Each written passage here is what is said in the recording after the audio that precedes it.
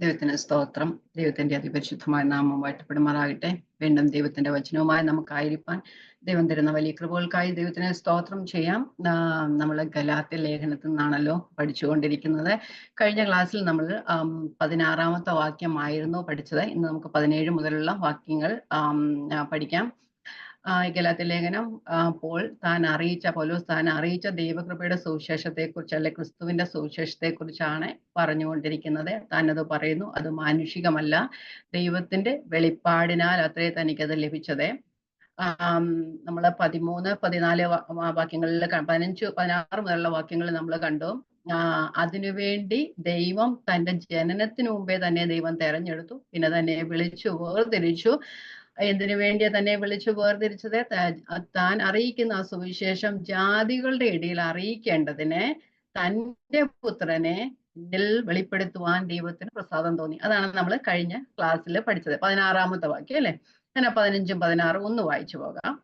എങ്കിലും എന്റെ ജനനം മുതൽ എന്നെ വേർതിരിച്ചു തന്റെ കൃപയാൽ വിളിച്ചിരിക്കുന്ന ദൈവം തന്റെ പുത്രനെ കുറിച്ചുള്ള സുവിശേഷം ഞാൻ ജാതികളുടെ ഇടയിൽ അറിയിക്കേണ്ടതിന് അവനെ എന്നിൽ വെളിപ്പെടുത്തുവാൻ പ്രസാദിച്ചപ്പോൾ അവൻ ക്രിസ്തുവിന്റെ സുവിശേഷം താൻ ജാതികൾ അറിയിക്കുന്നതിന് വേണ്ടി ക്രിസ്തുവിനെ തന്നിൽ വെളിപ്പെടുത്തുവാൻ പ്രസാദിച്ചു.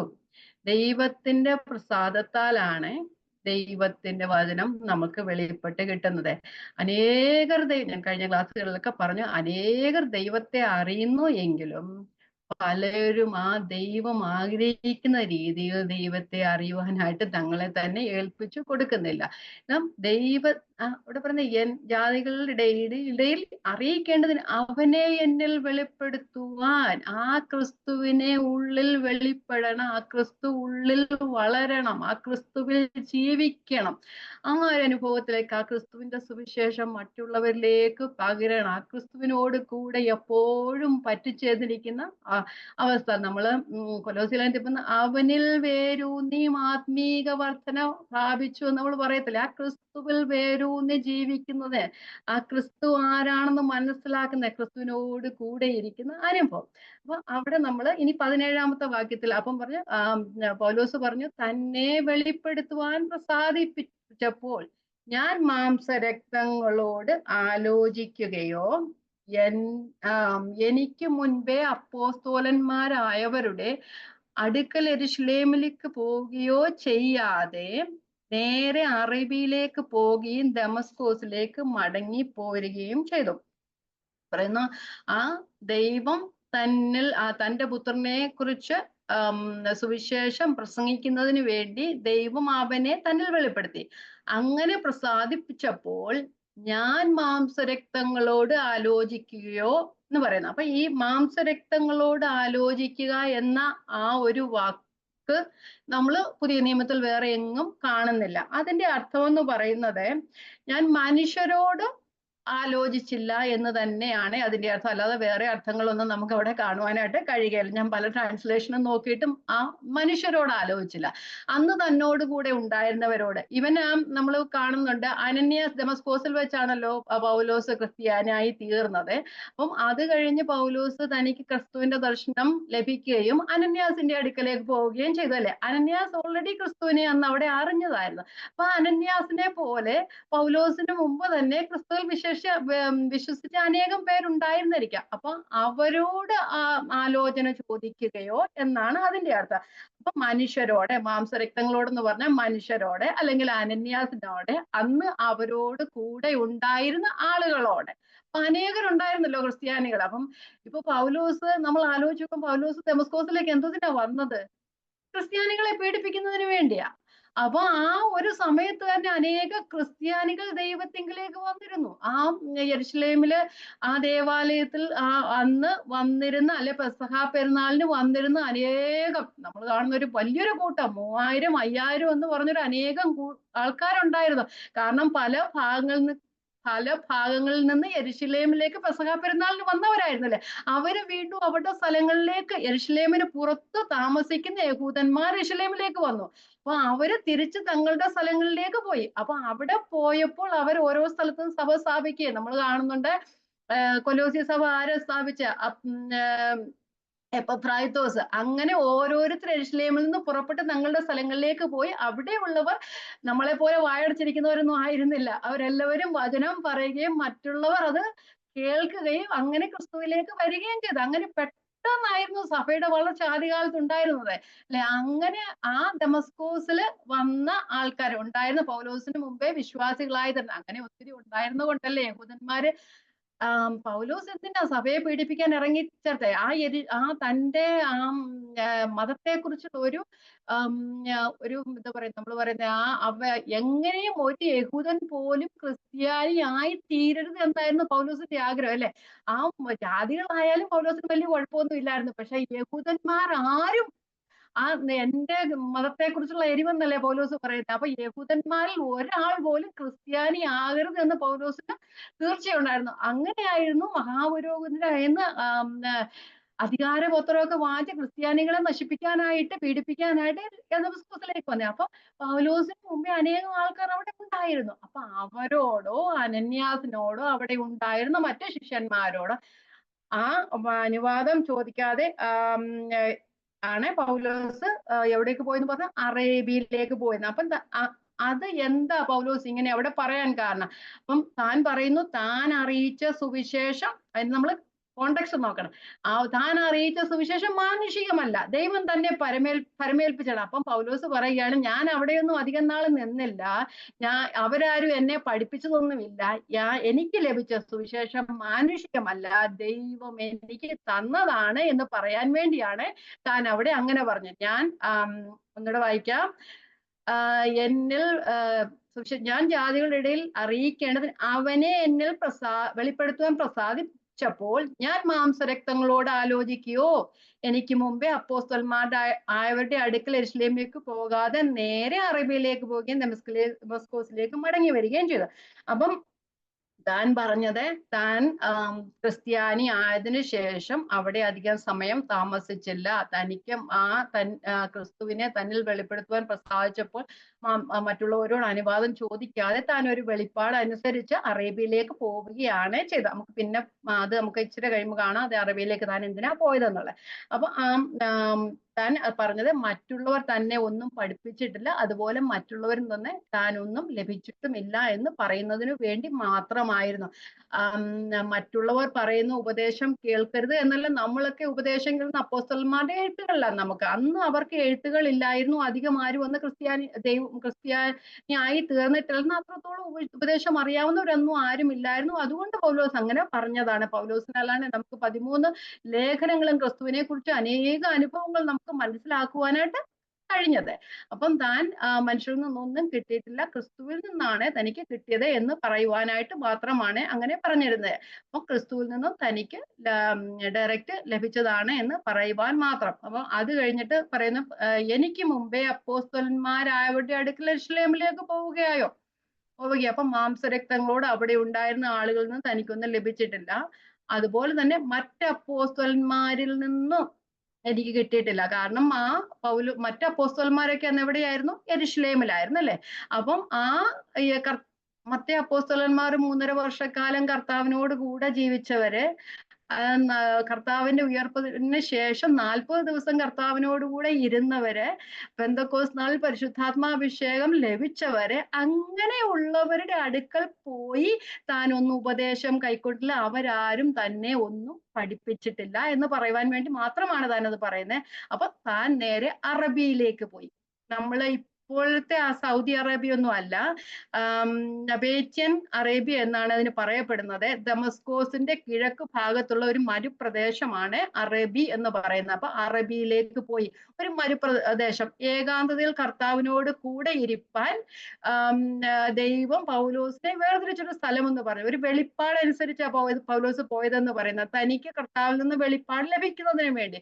അപ്പൊ കർത്താവിനോട് കൂടെ ഏകാന്തതയിൽ ധ്യാനിക്കുന്നതിന് വേണ്ടിയാണ് താൻ അറേബ്യയിലേക്ക് പോയത്. മറ്റാരോ പൗലോസിനോട് കൂടെ ഉണ്ടായിരുന്നത് നമുക്കറിയില്ല, ആരും ഉണ്ടായിരുന്നത് നമുക്കറിയില്ല. ചിലപ്പം കാണാമായിരിക്കാം, അറിയില്ല. അവിടെ ക്രിസ്ത്യാനികൾ ഉണ്ടായിരുന്നു നമുക്കറിയില്ല. ഒന്നും പറയാത്തതുകൊണ്ട് നമുക്ക് അങ്ങനെയൊന്നും ചിന്തിക്കേണ്ട കാര്യമില്ല. ഓക്കെ. വേറിട്ട ഏകാന്തതയിൽ കർത്താവിനോട് കൂടെ ഇരിക്കാനാണ് പൗലോസ് ആ സമയം ഉപയോഗിച്ചത്. അപ്പം നമ്മള് 1 കൊരിന്ത്യർ 11-ാം അധ്യായത്തിൽ എങ്ങനെയാ പറയുന്നത്? ഞാൻ കർത്താവിൽ നിന്ന് പ്രാപിക്കുക നിങ്ങൾക്ക് ഏൽപ്പിച്ചു തരികയും ചെയ്ത് എന്തെന്നാ. അപ്പൊ കർത്താവിനോട് കൂടെ ഇരുന്ന ഒരു സമയമായിരുന്നു അത്. നമുക്കറിയാം, ദൈവം വിളിച്ചിരിക്കുന്ന, ദൈവത്താൽ ഉപയോഗപ്പെട്ടിരുന്ന അല്ലെങ്കിൽ ഉപയോഗിക്കപ്പെടുന്ന ഏത് വിശുദ്ധന്മാരുടെയും ജീവിതത്തിൽ അങ്ങനെയുള്ള അനുഭവങ്ങൾ അനേകമുണ്ട്, അല്ലെ? നമുക്കറിയാം, മോശയുടെ ജീവിതത്തില് ഒരു 40 വർഷക്കാലം, അല്ലെ, മരുഭൂമിയിൽ ഒരു 40 വർഷക്കാലം മോശയ്ക്ക് ലഭിച്ചു. കർത്താവിനോട് കൂടെ ആ ആടുകളോട് കൂടെ ഇരുന്നാണെങ്കിലും ആ ആടുകൾ മിസ്രൈമിലെ സകല വിദ്യകളും അഭ്യസിച്ച ഫറവോന്റെ കൊട്ടാരത്തിൽ വളർന്ന ഒരു മോശ എങ്ങനെയാ മിസ്രൈമിൽ നിന്ന് എടുത്തിയാട്ടക്കാരനായിരുന്ന ഒരു മോശ, അല്ലെ? എങ്ങനെയാ മിസ്രൈമിൽ നിന്ന് ജനങ്ങളെ വിടുവിച്ചത്? ഫറവോന്റെ അടുത്ത് 10 പ്രാവശ്യം പോയി കെഞ്ചിയത് എങ്ങനെയാ? ആ ഏകാന്തതയുടെ അനുഭവമായിരുന്നു ആ പരുക്കനായ മോശയാക്കി തീർത്തു, അല്ലെ? തന്റെ സംസാരം പോലും നല്ലതല്ലാത്തൊരവസ്ഥയിൽ ഒരു പരുഷമായ അവസ്ഥയിലേക്ക് മോശയാകുവാനായിട്ട് ഇടയായി തീർന്നു. ആ കർത്താവ് ആ ഒരു മരുഭൂമിയിലെ ഒരു വാസം ദൈവത്താൽ ഉപയോഗിക്കപ്പെടുന്നതിന് മുമ്പ് തന്നെ ദൈവം ഒരു പരിശീലനത്തിലൂടെ, ഒരു ശിക്ഷണ നടവിലുള്ള ഒരു പരിശീലനത്തിൽ, ദൈവത്തിന്റെ ഒരു ട്രെയിനിങ് പീരീഡ് ആയിരിക്കാം അത്. അതുപോലെ തന്നെ എന്താ പറയാ, നമ്മള് യെഹൂദിയയിലെ മലയോരങ്ങളിലെ ദാവീദ് ആടുകളെ മേയിച്ചു കിടന്നൊരു കാലം ദാവീദിനുണ്ടായിരുന്നു. ഇയ്യോബിന്റെ ജീവിതത്തിലെ ആ ഒരു സാത്താനാൽ പരീക്ഷിക്കപ്പെട്ട ഒരു സമയം ഇയ്യോബിനുണ്ടായിരുന്നു. അങ്ങനെ ഓരോരുത്തർക്കും ദൈവത്താൽ ഉപയോഗിക്കപ്പെടുന്ന വിശുദ്ധന്മാരുടെ ജീവിതത്തിലൊക്കെയും ഇങ്ങനെയുള്ള അനുഭവങ്ങൾ സാധാരണമായിരുന്നു. ചിലപ്പോൾ മരുഭൂമിയുടെ അനുഭവമായിരിക്കാം, ചിലപ്പോൾ കഷ്ടതയുടെ അനുഭവമായിരിക്കാം, രോഗത്തിന്റെ അനുഭവമായിരിക്കാം, അല്ലെങ്കിൽ ചില ഏകാന്തതകളുടെ അനുഭവമായിരിക്കാം. അതൊക്കെയും ദൈവം മനുഷ്യരെ ദൈവം തന്റെ മക്കളെ പഠിപ്പിക്കുന്നതാണ്. നമ്മൾക്കൊക്കെ അറിയാം, നമ്മളും കഷ്ടതകളിലൂടെയും പ്രയാസങ്ങളിലൂടെയും ഏകാന്തതയിലൂടെയും ചില അനുഭവങ്ങളിലൂടെയൊക്കെ, ജീവിതത്തിലെ വലിയ വലിയ അനുഭവങ്ങളിലൂടെ ഒക്കെ കടന്നു പോകുമ്പോൾ ദൈവത്തോട് കൂടെ പറ്റിച്ചേരുന്ന അനുഭവം, ദൈവത്തിൽ നിന്ന് നമ്മൾ കൂടുതൽ പഠിക്കുന്ന അനുഭവം നമ്മുടെയൊക്കെ ജീവിതത്തിൽ ഉണ്ടായിട്ടില്ലേ? അതൊക്കെയും ദൈവം നമ്മെ തന്റെ പ്രവൃത്തിക്ക് വേണ്ടി രൂപപ്പെടുത്തുന്നതാണ്. അത് നമുക്ക് മനസ്സിലാകണം. കഷ്ടതകളിലൂടെയും സന്തോഷത്തിലൂടെയും കടന്നു പോകാത്ത ഒരു മനുഷ്യന്റെ ജീവിതത്തിൽ അനേകമൊന്നും പഠിക്കത്തില്ല, അല്ലേ? പക്ഷെ ദൈവത്തിന്റെ മക്കൾക്ക് ഈ അനുഭവം ദൈവം കൊടുക്കുന്നതാണ്. ആ കർത്താവിന്റെ ആ ശിക്ഷണ പരിപാടിയിൽ ഉൾപ്പെടാണ്. നമ്മെ എന്തെങ്കിലും പഠിപ്പിക്കണമെങ്കിൽ ദൈവം അത് ചെയ്തേ തീരും. കാരണം കുശവന്റെ കയ്യിൽ കളിമണ്ണ് ഇരിക്കുന്നത് പോലെ, അതുപോലെ തന്നെ ഒരു ആയുധം ഉണ്ടാക്കുന്നവരുടെ കയ്യിൽ ആയുധം ആ തീയിൽ കൂടെ കടന്നു പോകുന്നതല്ലേ? പൊന്നൊരുക്കുന്ന തട്ടാന്റെ ആ തട്ടാന്റെ കയ്യിൽ ആ പൊന്ന് തീയിൽ കടന്നു പോകുന്ന പോലെ ശോധന ചെയ്യുന്നൊരവസ്ഥ. നമ്മൾ ഇയ്യോബിന്റെ ചരിത്രത്തിൽ ഇയ്യോബ് പറയുന്നുണ്ട്, കർത്താവെ നീ എന്നെ ശോധന ചെയ്താൽ ഞാൻ പൊന്നുപോലെ പുറത്തു വരും. അങ്ങനെ ആ തീയിൽ കൂടി പോയത് കൊണ്ടാ ആ പൊന്ന് ആ എന്താ പറയുക, നല്ല ഒരു ഉരുപ്പടിയായിട്ട് ആ തിളങ്ങുന്ന ആ, നമ്മള് പറയത്തില്ലേ, പൊന്ന് എങ്ങനെയാ അതിന്റെ പരുവം, അതിന്റെ കറകളെല്ലാം അതിന്റെ കീടങ്ങളെല്ലാം കളഞ്ഞു വെളിയിൽ വരുന്ന കാണുന്നതെന്ന് വെച്ചാൽ ആ തട്ടാന്റെ സ്വരൂപം അല്ലെങ്കിൽ തട്ടാന്റെ ആ ഇമേജ് ആ പൊന്നിൽ വെളിപ്പെട്ട് വരുമ്പോഴാ, അല്ലേ? അപ്പൊ ക്രിസ്തുവിന്റെ ഇമേജ് നമ്മൾ വെളിപ്പെട്ട് വരണമെങ്കിൽ നാമും ചില പരീക്ഷണങ്ങളിലൂടെ കർത്താവ് ഒരുക്കുന്ന ട്രെയിനിങ്ങിലൂടെ ഒക്കെ കടന്നു പോയാലേ ഒക്കെയുള്ളു. അതുപോലെ ഇവിടെയും പൗലോസിന്റെ ജീവിതത്തിൽ ഒരു ഏകാന്തതയുടെ അനുഭവം ഉണ്ടായിരുന്നു. അത് എത്ര കാലമെന്ന് നമുക്കറിയില്ല. പൗലോസിനെ ദൈവം വിളിച്ച് വേർതിരിച്ചൊരു വെളിപ്പാടിനാൽ കുറച്ച് സമയം പൗലോസിന് കൊടുക്കുകയും അങ്ങനെയുള്ള സമയം പൗലോസ് അറബിയിലേക്ക് പോവുകയും അവിടെ ആയിരുന്നു എന്ന് നമുക്ക് കാണുവാനായിട്ട് കഴിയുന്നുണ്ട്. അപ്പൊ അങ്ങനെ പോയപ്പോൾ പോലും താൻ മാംസരക്തങ്ങളോട് ആലോചിക്കുകയോ തങ്ങളുടെ മുമ്പേ അപ്പോസ്തലന്മാരായവരുടെ അടുക്കൽ യെരൂശലേമിലേക്കോ പോവുകയോ ചെയ്തില്ല എന്നാണ്. ആരോടും ഒന്നും ചോദിച്ചില്ല. ദൈവം വിളിച്ചപ്പോൾ നേരിട്ടങ്ങ് പോയി. നമ്മളൊക്കെയാണ് ഒരു കാര്യം കൊണ്ട് 10 പേരോട് ചോദിക്കും, അല്ലേ? അഭിപ്രായം ചോദിക്കും. പൗലോസ് ആരോടും ചോദിച്ചില്ല. നേരെ കർത്താവ് പറഞ്ഞപ്പോഴേ അനുസരിക്കുകയാണ് ചെയ്യുന്നത്. കർത്താവിനെ നേരിട്ട് അനുസരിക്കുന്നത് എപ്പോഴും നല്ലത്. അല്ലെങ്കിൽ നമ്മൾ ചുറ്റുവഴികളിലൂടെ ഒക്കെ പോകേണ്ട വരും. ചുറ്റിക്കാതെ ദൈവം കൊണ്ടുപോകണമെങ്കിൽ നേരെ അനുസരിക്കുന്നതാണ് നല്ലത്. ഓക്കെ, അപ്പം ദൈവശബ്ദത്തിന് നമ്മുടെ ചെവികളെയും മനസ്സുകളെയും നമ്മൾ ഒരുക്കണം, അല്ലെ? അതെ. അപ്പൊ നമ്മള് ഈ സംഭവം എന്ന് പറയുന്നത് നമുക്ക് മനസ്സിലാക്കാൻ എപ്പോഴാണ് നമുക്ക് ശരിക്കും അറിയില്ല. എങ്കിലും അപ്പോസ്തല പ്രവൃത്തി 9-ാം അധ്യായത്തിന്റെ 19ഉം 20ഉം വാക്യങ്ങൾ വായിക്കുമ്പോൾ ആ 19ന്റെയും 20ന്റെയും ഇടയ്ക്കുള്ള സമയമാണെന്ന് നമുക്ക് മനസ്സിലാക്കുവാൻ കഴിയും. നമ്മൾ ദൈവവചനം വായിക്കുമ്പോൾ ഈ 2 വാക്യങ്ങൾ അടുപ്പിച്ച് കിടക്കുന്നുണ്ടെങ്കിൽ ചിലപ്പോൾ അതിന്റെ ഇടയിൽ അനേകം കാര്യങ്ങളുണ്ട്. നമ്മൾ ഉൽപ്പത്തി 1-ഉം 2ഉം വാക്യങ്ങൾക്കിടയിൽ എത്രയോ ആണ്ടുകളുടെ അല്ലെങ്കിൽ കോടിക്കണക്കിന് ആണ്ടുകളുടെ സമയം ഉണ്ടായെന്ന് നമുക്ക് നമ്മൾ പഠിക്കുമ്പോൾ മനസ്സിലാകുവാൻ കഴിയും. അതുപോലെ തന്നെ ഇവിടെ പ്രവൃത്തിയുടെ പുസ്തകം 9-ാം അധ്യായം 19, 20ഉം വാക്കിന് ഇടകളിലുള്ള സമയമാണ് എന്ന് നമുക്ക് മനസ്സിലാക്കാൻ കഴിയും. ഇന്ന് വായിക്കാം. അപ്പോസ്തല പ്രവൃത്തികൾ. എന്റെ അഭിപ്രായമല്ല, ഞാൻ വായിച്ചു പഠിച്ചതെന്ന് മനസ്സിലായതാണ്. ഓക്കെ, 19ാമത്തെ വാക്യം ഞാൻ വായിക്കാം. അവൻ ദമസ്കോസിലെ ശിഷ്യന്മാരോടുകൂടെ കുറെ നാൾ പാർത്തു. എപ്പോഴാണ്? പൗലോസും ദമസ്കോസിൽ വെച്ചാണ് ക്രിസ്ത്യാനി ആയി തീർന്നത്, അല്ലെ? ദമസ്കോസിന്റെ പടിവാതിൽ വന്നപ്പോഴാണ് ദൈവത്തിന്റെ ദർശനം ഉണ്ടായത്. അപ്പം ദമസ്കോസിൽ കുറച്ചുനാൾ ശിഷ്യന്മാരോടുകൂടെ പാർത്തു, അനന്യാസിനോടോ മറ്റോ ആൾക്കാരോട് പാർത്തു. എന്നിട്ട് 20 വായിച്ചേ. യേശു തന്നെ ദൈവപുത്രൻ എന്ന് പള്ളികളിൽ പ്രസംഗിച്ചു. അപ്പം അത് അന്നേരമല്ല പ്രസംഗിച്ച്, താൻ അറേബ്യയിലേക്ക് പോയി. ദമസ്കോസിൽ നിന്ന് താൻ അറേബ്യയിലേക്ക് പോവുകയും തിരിച്ച് ദമസ്കോസിൽ മടങ്ങി വരികയും അവിടെ വെച്ച് യേശു ദൈവപുത്രൻ എന്ന് പള്ളികളിൽ പ്രസംഗിക്കുകയും ചെയ്തു. അപ്പം താൻ ദമസ്കോസിൽ വെച്ച് ക്രിസ്ത്യാനിയായി, അവിടെ വെച്ച് ശിഷ്യന്മാരോടുകൂടെ കുറെ നാൾ പാർത്തു. പിന്നെ അറബിയിലേക്ക് പോവുകയും കർത്താവിന്റെ ശിക്ഷണ പരിപാടിയിൽ ഒരു കുറച്ചു നാൾ ആയിരുന്നതിന് ശേഷം കർത്താവിൽ നിന്ന് പ്രാപിക്കുകയും വീണ്ടും ഇവിടെ, അല്ലെങ്കിൽ നമുക്ക് എങ്ങനെയാ അറിയാം പൗലോസിന് എങ്ങനെ ഇത്തരം ഉപദേശങ്ങളൊക്കെ കിട്ടുന്നതല്ലേ? അതെല്ലാം ദൈവം പറഞ്ഞു കൊടുത്ത. അങ്ങനെ പൗലോസ് തിരിച്ച് ദമസ്കോസിലേക്ക് വരികയും അവിടെ പള്ളികളിൽ പ്രസംഗിക്കുകയും ചെയ്തു. അപ്പൊ അത് മനസ്സിലായല്ലോ. ആ ഒരു 19ഉം 20ഉം വാക്യങ്ങളിൽ ഇടയിലുള്ള ആ ഒരു അനുഭവത്തിലായിരിക്കാം. അപ്പൊ ഞാൻ ആ വാക്യം ഒന്നുകൂടെ വായിക്കാം. 17, 1:17 ഗലാത്യർ. മാംസരക്തങ്ങളോട് ആലോചിക്കുകയോ എനിക്ക് മുമ്പേ അപ്പോസ്തോലന്മാരായവരുടെ അടുക്കൽ യെരൂശലേമിലേക്ക് പോവുകയോ ചെയ്യാതെ നേരെ അറബിയിലേക്ക് പോവുകയും ദമസ്കോസിലേക്ക് മടങ്ങി പോരുകയും ചെയ്തു. അപ്പൊ പൗലോസ് തന്റെ കൺവേർഷന് ശേഷം, മാനസാന്തരത്തിന് ശേഷം ദമസ്കോസിൽ കുറച്ചു നാൾ ശിഷ്യന്മാരോടുകൂടെ പാർത്തു, അറബിയിലേക്ക് പോയി, കർത്താവുമായി ഏകാന്തതയിൽ കുറച്ചു സമയം ചെലവഴിച്ചു. പിന്നെ ദമസ്കോസിലേക്ക് മടങ്ങി വന്ന് അവരുടെ പള്ളികളിൽ പ്രസംഗിച്ചു. ഏത് പള്ളികളിലാണ് പ്രസംഗിച്ചേ? യഹൂദന്മാരുടെ സിനഗോഗുകളായിരുന്നു പൗലോസ് പ്രസംഗിച്ചത്, അല്ലെ? അങ്ങനെയല്ലായിരുന്നു പൗലോസും ബർന്നബാസും ഒക്കെ തങ്ങൾ സുവിശേഷം അറിയിക്കാൻ പോകുമ്പോൾ ആദ്യം അവിടെ സിനഗോഗുകളിൽ പോവുകയും അവിടെ അന്ന് വായിച്ചു കൊണ്ടിരുന്ന ന്യായപ്രമാണ പുസ്തകത്തിലെ ഭാഗങ്ങൾ വായിച്ചു കഴിഞ്ഞതിന് ശേഷം പള്ളിയിലെ പ്രമാണിമാർ അല്ലെങ്കിൽ അവിടുത്തെ മൂപ്പന്മാർ അവരോട്, വിസിറ്റേഴ്സ് ആയവരോട് ചോദിക്കും, നിങ്ങൾക്ക് വല്ല പ്രബോധനവും പറയാനുണ്ടോ എന്ന് പറയുമ്പോൾ അവര് അങ്ങനെ പൗലോസിനോടോ ബർന്നബാസിനോടോ ഒക്കെ പറയുമ്പോൾ പൗലോസ് എഴുന്നേറ്റ് ആ ന്യായപ്രമാണ പുസ്തകത്തിൽ നിങ്ങൾ വായിച്ച ആ മശിഹ തന്നെയാണ് യേശു എന്ന് തെളിയിക്കുകയും ചിലർ വിശ്വസിക്കുകയും വിശ്വസിക്കാത്ത അവര് പൗലോസിന്റെ എതിരെ വരികയും പിന്നെ പൗലോസ് നിങ്ങൾ എന്നെ ത്യജിച്ചത് കൊണ്ട് ഞാൻ ജാതികളുടെ ഇടയിലേക്ക് പോവുകയും ചെയ്യുന്നു എന്ന് പറഞ്ഞ് ആ സ്ഥലത്ത് സുവിശേഷം അറിയിക്കുകയാണ് ചെയ്തിരുന്നത്. അത് പൗലോസിന്റെ ആ ഒരു നോർമൽ ആയിട്ടുള്ള ഒരു സുവിശേഷ ഘോഷണത്തിന്റെ പരിപാടിയായിരുന്നു. ആദ്യം യഹൂദന്മാരുടെ പള്ളികളിൽ പ്രസംഗിക്കുക എന്നുള്ളത്. ഓക്കെ, നമുക്ക് 18ാമത്തെ വാക്യത്തിലേക്ക് പോകാം. 18ാമത്തെ വാക്യം. ഓക്കെ, 3 ആണ്ട് കഴിഞ്ഞിട്ട് കേഫാവുമായി മുഖപരിചയമാകേണ്ടതിന് യെരൂശലേമിലേക്ക് പോയി 15 ദിവസം അവനോടുകൂടെ പാർത്തു. ഓക്കെ, അപ്പൊ 3 ആണ്ട് കഴിഞ്ഞിട്ട്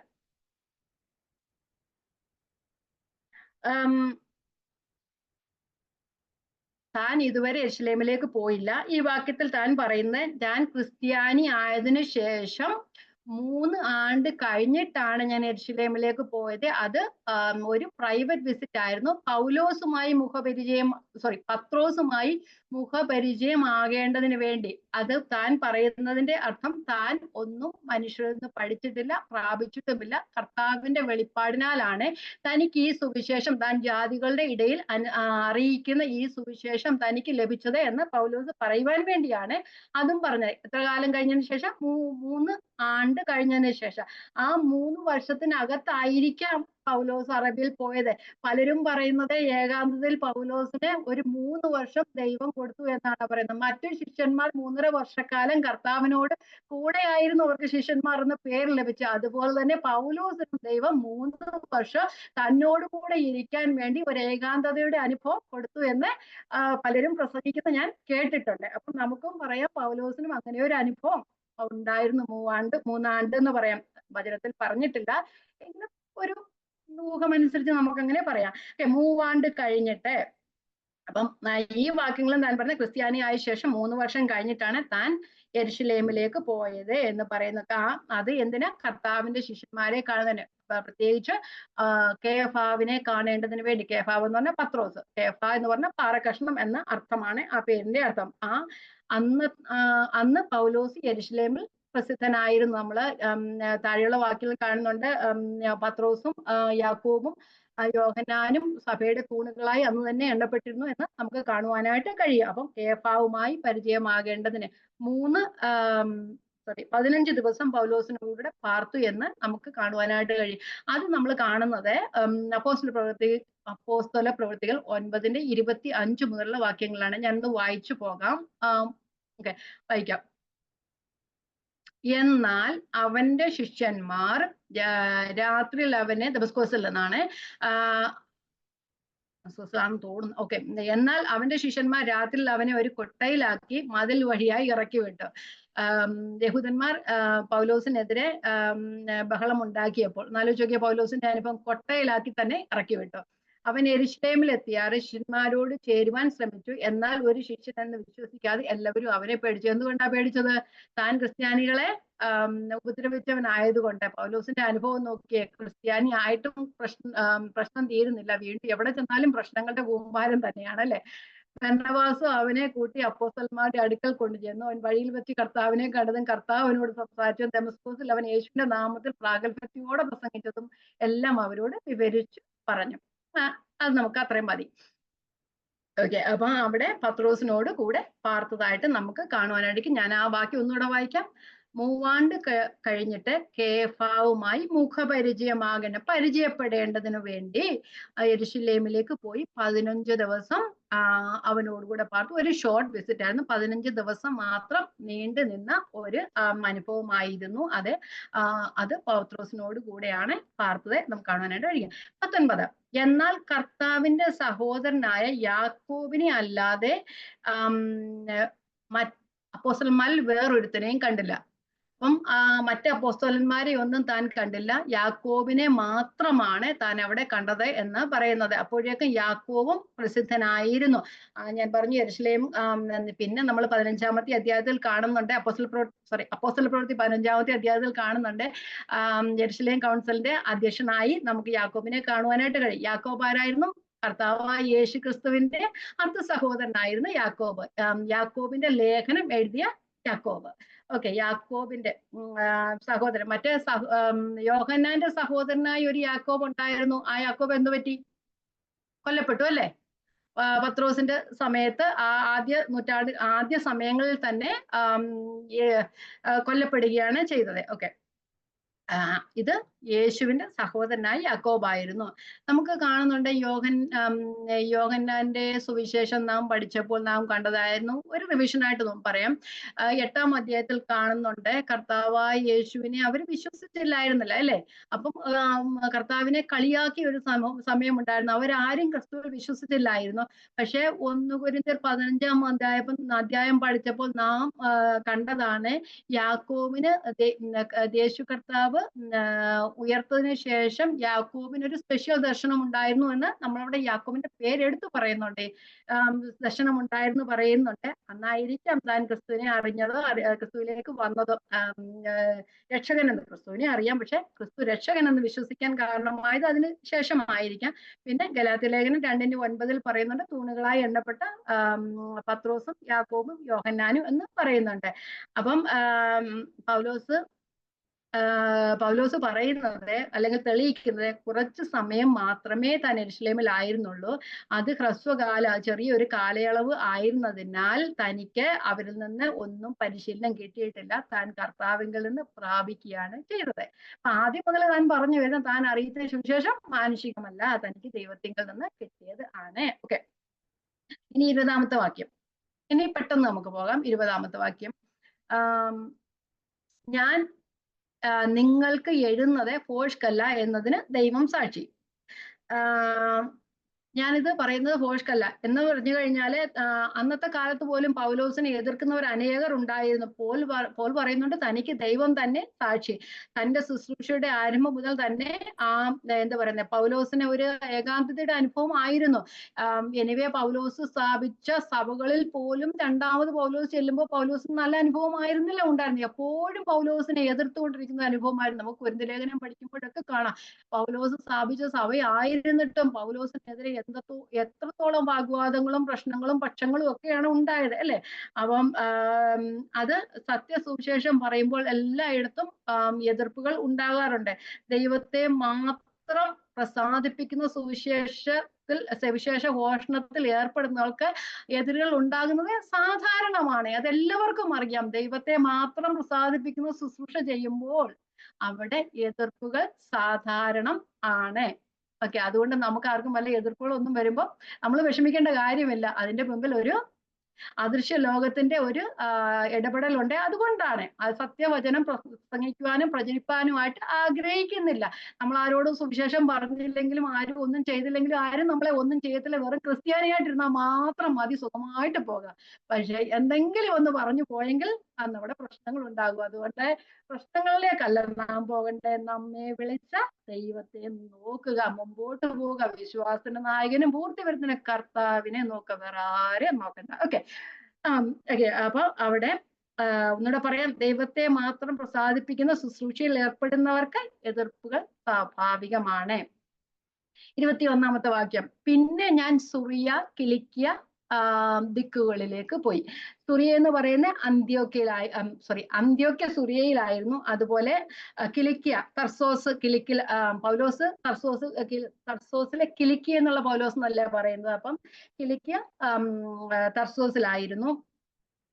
അപ്പം സുറിയ, കിലിക്കിയ എന്നീ സ്ഥലങ്ങളിലേക്ക് പോയി. അന്ത്യോക്യയിലേക്കും തർസോസിലേക്കും പോയി എന്നാണ്, അല്ലെങ്കിൽ ടർക്കിയിലേക്ക് പോയി എന്നാണ് അർത്ഥം. കുറച്ചു കാലം താൻ അവിടെയായിരുന്നു, തന്റെ പ്രവർത്തനം അവിടെയായിരുന്നു കേന്ദ്രീകരിച്ചത്. നമ്മൾ അപ്പോസ്തല പ്രവൃത്തി 11-ന്റെ വാക്യത്തിലാണ് അത് കാണുന്നത്. എന്ന് വായിച്ചു പോകാം, ഒരു റെഫറൻസിന് വേണ്ടി മാത്രം. 11-ന്റെ-25. അവൻ ശൗലിനെ തിരവാൻ തർസോസിലേക്ക് പോയി. ബർന്നബാസ് അവനെ കണ്ടെത്തിയാറെ അന്ത്യോക്യയിലേക്ക് കൂട്ടിക്കൊണ്ടുവന്നു. അവർ ഒരു സംവത്സരം മുഴുവനും സഭായോഗങ്ങളിൽ കൂടുകയും ബഹുജനത്തെ ഉപദേശിക്കുകയും ചെയ്തു. ആദ്യം അന്ത്യോക്യയിൽ വെച്ച് ശിഷ്യന്മാർക്ക് ക്രിസ്ത്യാനികൾ എന്ന പേരുണ്ടായി. അപ്പൊ പൗലോസിനെ അന്ത്യോക്യയിലേക്ക് കൊണ്ടുവന്നത് ബർന്നബാസ് ആയിരുന്നു. ഓക്കെ, അത് കഴിഞ്ഞിട്ട് നമുക്ക് കാണുവാനായിട്ട് കഴിയും, അന്ത്യോക്യയിലെ സഭയിലെ പൗലോസ് കുറെ കാലം ആയിരിക്കുകയും അവിടെ ശുശ്രൂഷിക്കുകയും ചെയ്തിരുന്നു. അവിടെ വെച്ചാണ് തന്നെ കർത്താവിന്റെ സുവിശേഷം അറിയിക്കുന്നതിന് വേണ്ടി വേർതിരിച്ചത്. അന്ന് മുതൽ അത് കഴിഞ്ഞിട്ടായിരുന്നു പൗലോസ് തന്റെ 1, 2, 3 മിഷണറി യാത്രകൾ ആരംഭിച്ചത് എന്ന് നമുക്ക് കാണുവാനായിട്ട് കഴിയും. നമുക്ക് അപ്പോസ്തല പ്രവൃത്തി 13-ന്റെ 1 വായിച്ചു നോക്കാം. 1, 2, 3. കർത്താവ് പൗലോസിനെയും ബർന്നബാസിനെയും വിളിച്ച് വേർതിരിക്കുന്നതായിട്ടാണ് കാണുന്നത്. ഓക്കെ, 13-ന്റെ 1. അന്ത്യോക്യയിലെ സഭയിൽ ബർന്നബാസ്, നെയ്ഗർ എന്നു പേരുള്ള ഷീമോൻ, കുറേനക്കാരനായ ലുക്യോസ്, ഇടപ്രഭുവായ ഹെരോദാവോട് കൂടെ വളർന്ന മനായൽ, ശൗൽ, പൗലോസ് എന്നീ പ്രവാചകന്മാരും ഉപദേഷ്ടാക്കന്മാരും ഉണ്ടായിരുന്നു. അവർ കർത്താവിനെ ആരാധിച്ചും ഉപവസിച്ചും കൊണ്ടിരിക്കുമ്പോൾ ഞാൻ ബർന്നബാസിനെയും ശൗലിനെയും വിളിച്ചിരിക്കുന്ന വേലയ്ക്കായിട്ട് അവരെ എനിക്ക് വേർതിരിപ്പീനെന്ന് പരിശുദ്ധാത്മാവ് പറഞ്ഞു. അങ്ങനെ അവർ ഉപവസിച്ചു, പ്രാർത്ഥിച്ചു, അവരുടെ മേൽ കൈവച്ചു, അവരെ പറഞ്ഞു വെച്ചു. പൗലോസിന്റെ 1-ാം മിഷണറി യാത്ര ആരംഭിക്കുന്നത് അവിടെ വെച്ചായിരുന്നു. ഓക്കെ, 14-ാം 26-ാം വാക്യത്തിൽ നാം കാണുന്നു, പൗലോസ് തിരിച്ച് 1-ാം മിഷണറി യാത്രയ്ക്ക് ശേഷം തിരിച്ച് അന്ത്യോക്യയിലേക്ക് മടങ്ങി വരുന്നതായി കാണുന്നുണ്ട്. എല്ലാം ഒരു അവിയൽ പരുവത്തിലൊന്നും ആയില്ലല്ലോ. ഓക്കെ, വായിക്കാം. 14-ന്റെ 26. അവിടെ നിന്ന് കപ്പൽ കയറി അന്ത്യോക്യയിലേക്ക് പോയി. താൻ നിവർത്തിച്ച വേലയ്ക്കായി ദൈവകൃപയാൽ അവരെ ഫലമേൽപ്പിച്ചയച്ചത് അവിടെ നിന്നായിരുന്നുവല്ലോ. അപ്പൊ അന്ത്യോക്യയിൽ നിന്ന് ഒന്നാം മിഷണറി യാത്ര ചെയ്യുകയും തിരിച്ച് അന്ത്യോക്യയിലേക്ക് മടങ്ങി വരും. അവിടെ തന്നെ പറയുന്നുണ്ട്, ദൈവകൃപയിൽ അവരെ ഫലമേൽപ്പിച്ചയച്ചത് അവിടെ നിന്നായിരുന്നല്ലോ. അന്ത്യോക്യയിൽ നിന്ന് ഒന്നാം മിഷണറി യാത്ര മുഴുവൻ കംപ്ലീറ്റ് ചെയ്ത് പൗലോസ് വീണ്ടും അന്ത്യോക്യയിൽ വരികയാണ് ചെയ്തത്. ഓക്കെ.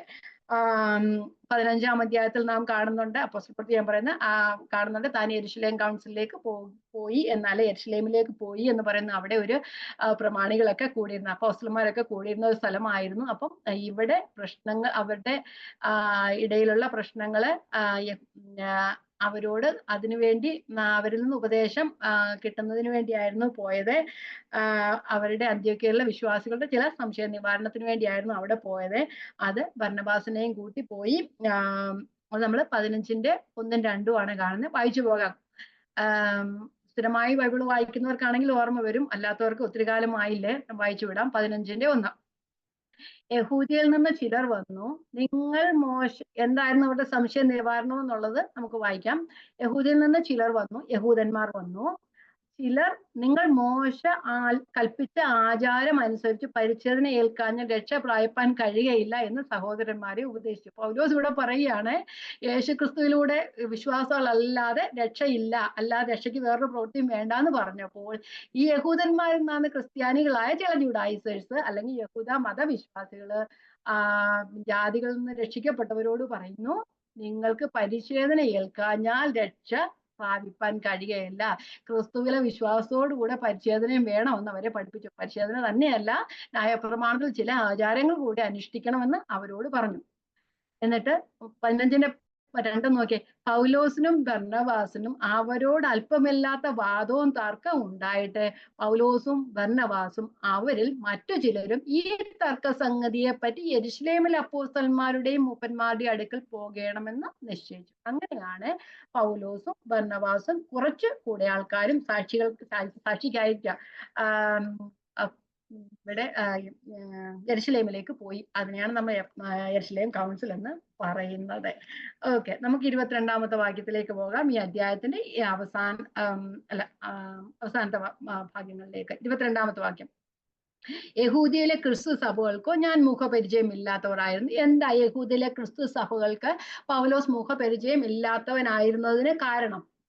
താൻ ഡെമസ്കോസിൽ വെച്ചായിരുന്നുവല്ലോ ക്രിസ്ത്യാനിയായി തീർന്ന്. താൻ പിന്നെ യെരുശലേമിലേക്ക് മടങ്ങി വന്നില്ല. മടങ്ങി വന്നു എങ്കിൽ 15 ദിവസം ഒരു ഹ്രസ്വമായ വിസിറ്റിന് വേണ്ടി പത്രോസിനോടുകൂടെ മാത്രം താമസിച്ചു. അത് മറ്റുള്ളവർക്കാർക്കും പൗലോസിനെ അറിയുമായിരുന്നു. തന്റെ പ്രവർത്തന മേഖലയൊക്കെ യെരുശലേമിനും യഹൂദയ്ക്കും ഒക്കെ പുറത്തായിരുന്നതിനാൽ യെരുശലേമിൽ ഉണ്ടായിരുന്ന ക്രിസ്ത്യാനികൾക്ക് പൗലോസിനെ അറിയില്ലായിരുന്നു.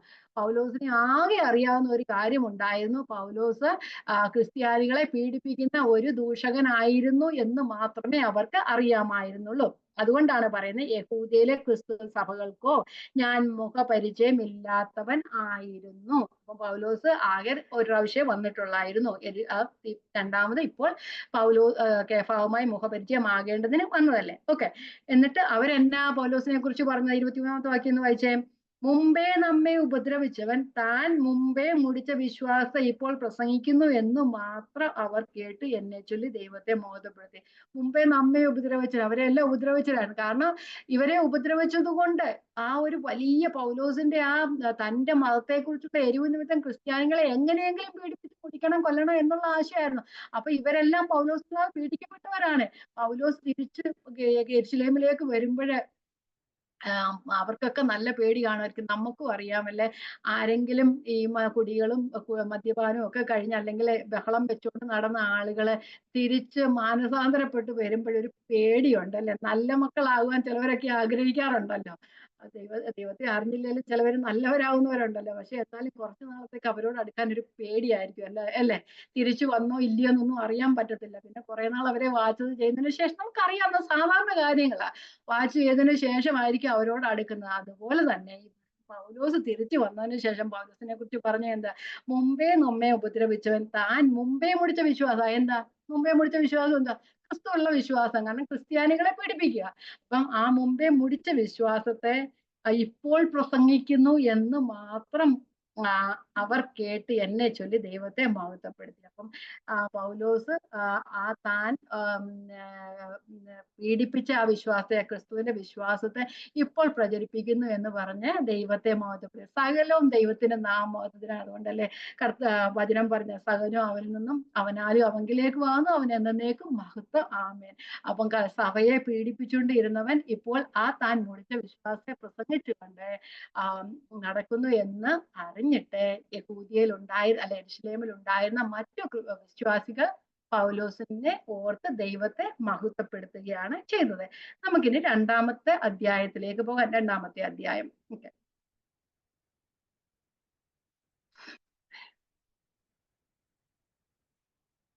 ഞാൻ വായിക്കാം. നമ്മൾ ഇന്ന് വായിച്ചതല്ലല്ലോ, എങ്കിലും ഞാൻ ആദ്യത്തെ വാക്യം വായിക്കാം. 14 ആണ്ട് കഴിഞ്ഞ ശേഷം ഞാൻ ബർന്നബാസുമായി തീത്തോസിനെയും കൂട്ടി യെരൂശലേമിലേക്ക് പോയി. അപ്പം 14 ആണ്ട് കഴിഞ്ഞിട്ട്. ആദ്യത്തെ പൗലോസിന്റെ യെരൂശലേമിലെ വിസിറ്റ് എപ്പോഴായിരുന്നു? മൂവാണ്ട് കഴിഞ്ഞിട്ട്. ഇപ്പോൾ 14 വർഷങ്ങൾക്ക് ശേഷം.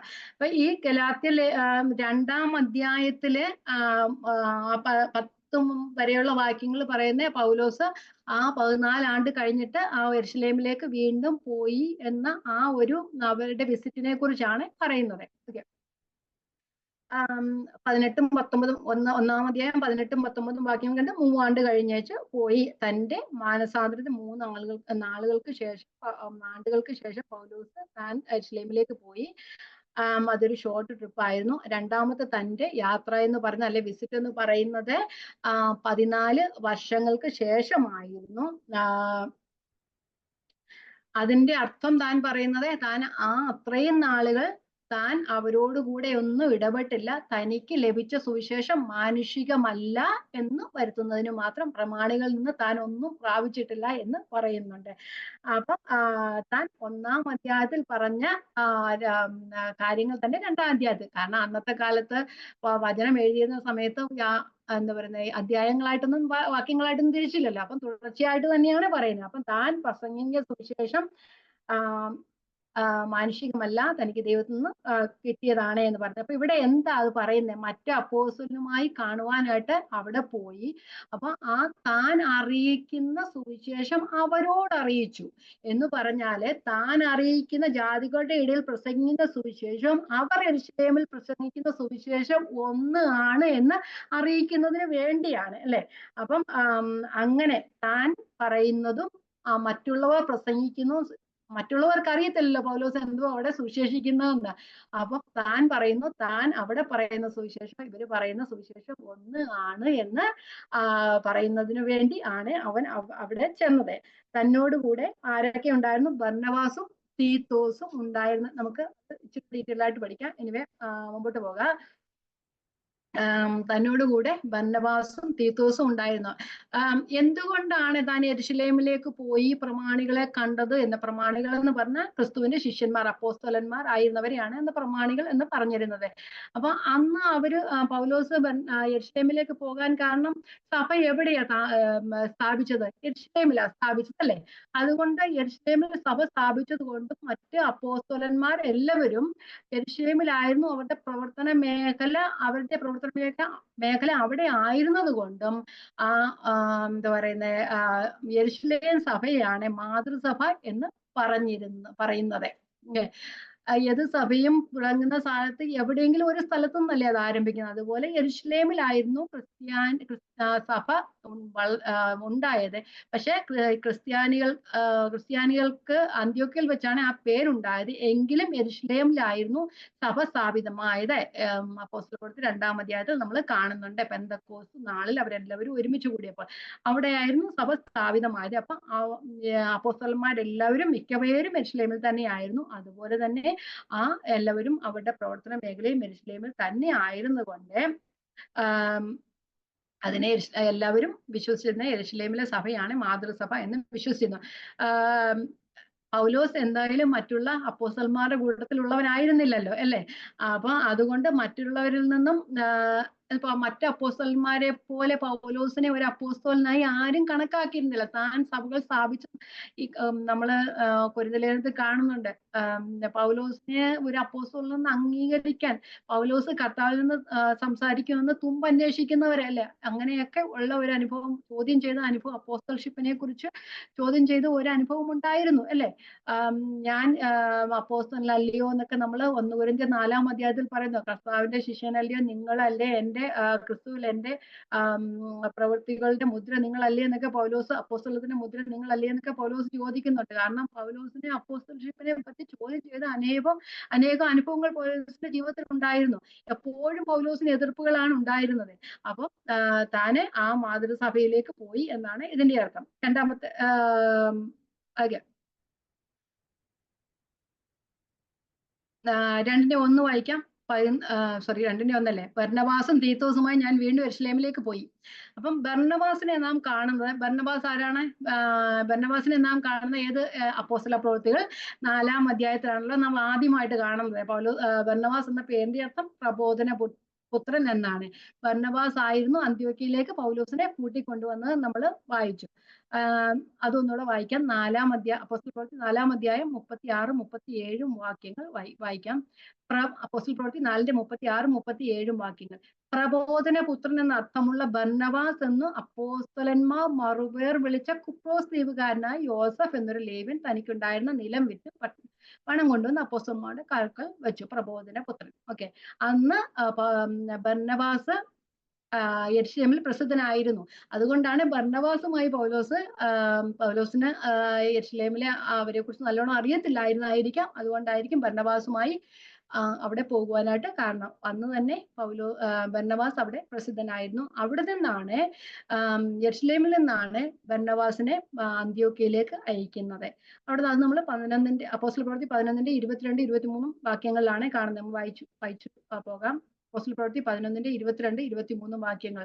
ഇത് ക്ലാസ് കഴിയുമ്പോൾ എല്ലാവരും ഒന്ന് വായിക്കണം, എന്നാലേ നമുക്ക് അതിന്റെ ആ ബാക്ക്ഗ്രൗണ്ട് മനസ്സിലാവത്തുള്ളൂ. ബാക്ക്ഗ്രൗണ്ട് മനസ്സിലായില്ലെങ്കിൽ ഇത് അധ്യായം ഇച്ചിരി മനസ്സിലാക്കാൻ ഇച്ചിരി ബുദ്ധിമുട്ടുണ്ട്. കുറച്ച് പേരുകളും കുറച്ച് സ്ഥലങ്ങളും ഒക്കെ ആയതുകൊണ്ട് തന്നെത്താൻ ഒന്ന് വായിച്ചു കഴിഞ്ഞാലേ അത് മനസ്സിലാവത്തുള്ളൂ. വായിക്കാം. അപ്പോസ്തല പ്രവൃത്തി 11:22-23 വാക്യങ്ങൾ. അവരെ കുറിച്ചുള്ള ഈ വർത്തമാനം യെരൂശലേമിന്റെ സഭയിൽ എത്തിയപ്പോൾ അവർ ബർന്നബാസിനെ അന്ത്യോക്യയോളം പറഞ്ഞു. ആരെ? യെരൂശലേമിലുള്ള പ്രമാണികൾ അല്ലെങ്കിൽ ശിഷ്യന്മാർ. 23. അവൻ ചെന്നു ദൈവകൃപ കണ്ട് സന്തോഷിച്ചു.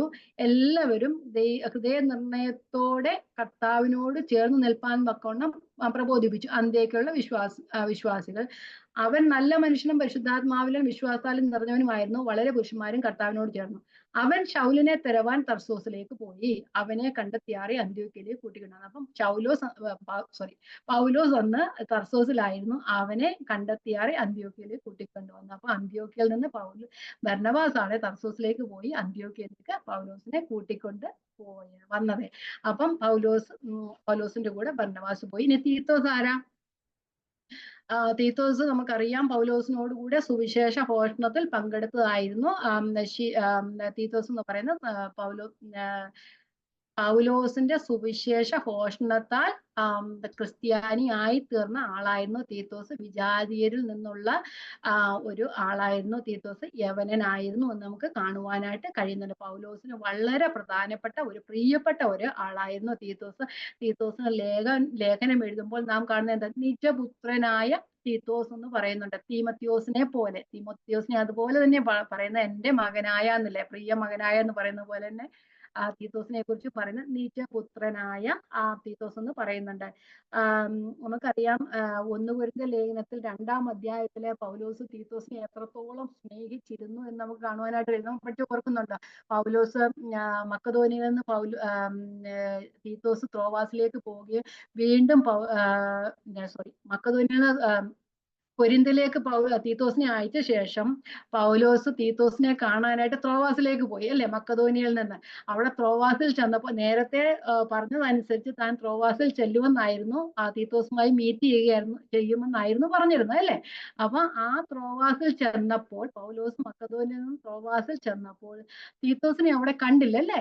അപ്പം എങ്ങനെയാ അവിടെ പറയുന്നത്? എനിക്ക് സുവിശേഷ ഘോഷണത്തിനായി വാതികൾ തുറന്നു കിട്ടിയിരിക്കെ തീമത്യോസിനെ കാണാതെ അവിടെ വിഷമിച്ചിട്ട് തിരിച്ച് മക്കതോനിയയിലേക്ക് വരികയും ചെയ്യുമെന്നല്ലേ പറഞ്ഞത്. അപ്പം തീത്തോസിനെ കുറിച്ച് എത്രത്തോളം ഉള്ളിൽ വിഷമം ഉണ്ടായിരുന്നു, അത്രത്തോളം തീത്തോസിനെ സ്നേഹിച്ചിരുന്നു പൗലോസ് എന്ന് പറയുന്നത്. അപ്പൊ തനിക്ക് പൗലോസ് സുവിശേഷം പറയാൻ ഒരിക്കലും ഒരിടത്തും മടി കാണിക്കാത്ത പൗലോസ് ഇവിടെ പറയുന്ന സുവിശേഷത്തിന് വേണ്ടി ഒരു വാതിൽ തുറന്നിട്ടിരിക്കെ തീത്തോസിനെ കാണാഞ്ഞിട്ട് തിരിച്ചു മക്കതോനിയയിലേക്ക് മടങ്ങിപ്പോയിരുന്നു. അപ്പം തീത്തോസിനെ അത്രമാത്രം സ്നേഹിച്ചിരിക്കും.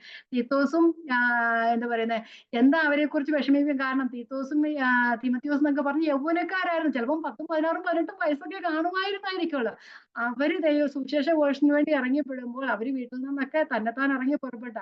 അപ്പൊ അവര് എത്രത്തോളം തന്റെ ഒരു മകനെ പോലെ താൻ അവനെ സ്നേഹിച്ചിരുന്നു എന്ന് കാണുവാനായിട്ട് കഴിയും. അതുപോലെ ഒന്ന് അല്ല സോറി 2 കൊരിന്ത്യർ 8, 9 അധ്യായങ്ങളിൽ നമ്മൾ കാണുന്നുണ്ട് യെരുശലേമിലെ വിശുദ്ധന്മാർക്ക് ധർമ്മശേഖരം നടത്തുന്നതിന് വേണ്ടി തീത്തോസ് ആയിരുന്നു അതിന്റെ മുഖ്യ പങ്ക് വഹിച്ചിരുന്നത് എന്ന് നമ്മൾ കാണുവാനായിട്ട് കഴിയും. അപ്പം തീത്തോസിനെ കുറിച്ച് നമ്മൾ ഒത്തിരി പഠിച്ചിട്ടുള്ളതല്ലേ.